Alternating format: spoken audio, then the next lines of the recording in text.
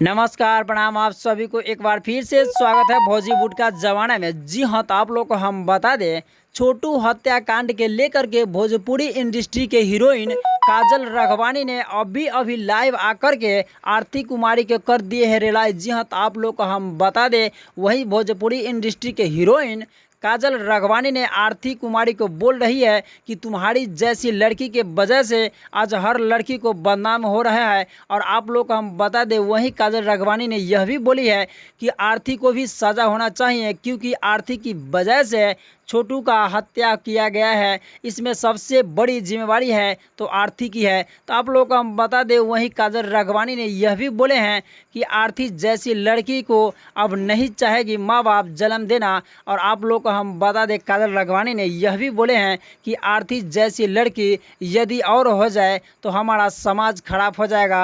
और आप लोग को हम बता दें, काजल राघवानी ने डायरेक्ट निशाना साधी है आरती कुमारी के ऊपर।